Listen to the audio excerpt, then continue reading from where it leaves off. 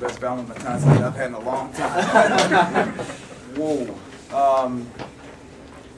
You know, before we walked out of the locker room, we showed him an edit of Ben Watson, tight end for the Patriots. I don't remember the play. Brady throws an interception 3 yards, 4 yards in the end zone, and Champ Bailey's going in the back, and he's literally one step from the end zone. And Watson comes and cleans him out, knocks the ball free, and it's a touchback, and the Patriots get the ball back. And we just kept telling him, this is the type of game it's going to be. You got to play to the end. Just play to the end and just see if something good happens. And a lot of effort on our part and some good fortune, and obviously Sherrod Wright making a big-time shot. And here we are.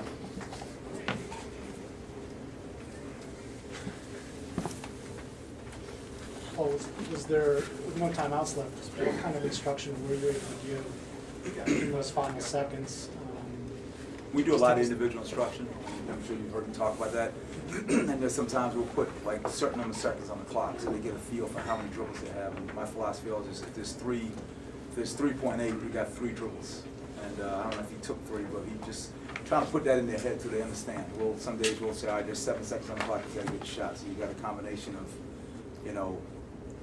how many dribbles and passes add up to 5 and there's 7. So the only thing I said to Sherrod and Brian, because it really was supposed to be for Brian, and Sherrod was going to set the screen. They overplayed him. He set the screen and he came to the ball and he knew he had a certain number of dribbles. And all you want is a chance at that point. And we had a chance because of their execution, players executed, and Sherrod made the shot. So Brian was your initial. Yeah, he was supposed to catch it and get a screen because it was 2-point lead for them. But they overplayed him, and we got to. But again, the idea is that you got to understand how many dribbles you have. And before they took the ball out, when they missed the first one, I think, right? And then the second one, we said to him, I yelled out to Brian and to Sherrod, I said, look, you got 3 dribbles. Remember, you got 3 dribbles to use. And again, I mean, that's the only scientific thing about that. That's it. The rest was Sherrod, and he did a great job. As you're watching that play unfold, Paul, how are you thinking it's unfolding in progress? And given the defense, it seemed like they were pretty solid defense by VCU on it. Just how well did you think Sherrod handled that? He handled it great. Earlier in the year, we were having problems with guys coming from behind on us, and now we're understanding where to put the ball as we come to the floor, and he kept the ball in front of his body. And he did all the things that you could ask him to do as a coach, and then he did more. Paul, it felt like sometimes you guys were spinning your heels. You had a lot of turnovers just to stay within shouting distance of them. And yet, at the end, you're hitting the threes just when you need them.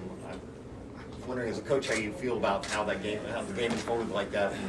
I don't know if that message got in their heads, but the only thing we talked about was let's not drop our heads for any reason. They average 10 steals a game. They got their average. So they're going to steal the ball. That's what they do. Now, some of their missed steals turned into easy baskets for us. And again, our whole thing was nothing negative. Don't drop your head. Keep playing. Be there at the end. Just be there at the end.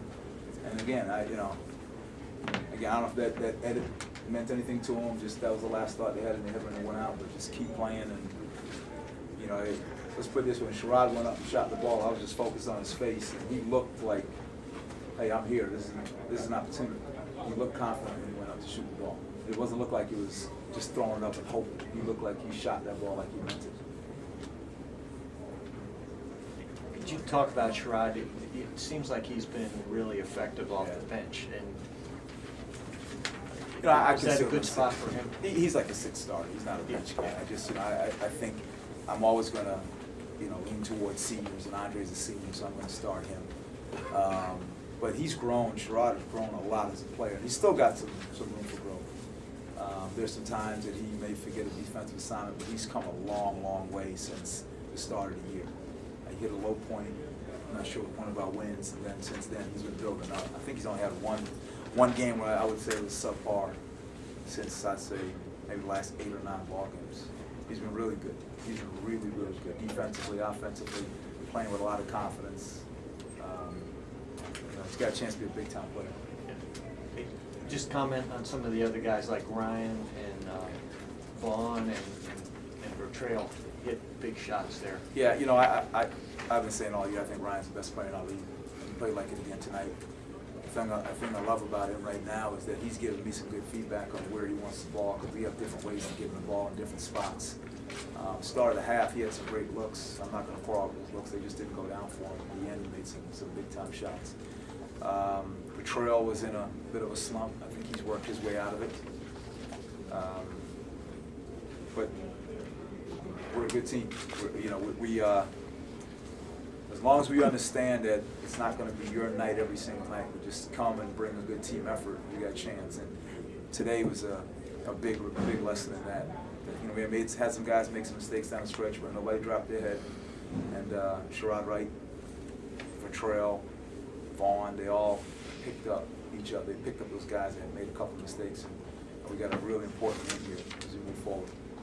Outside of those star guys, I know Paris is a guy you love. What did you see him tonight that got him so many minutes out there? Smart player.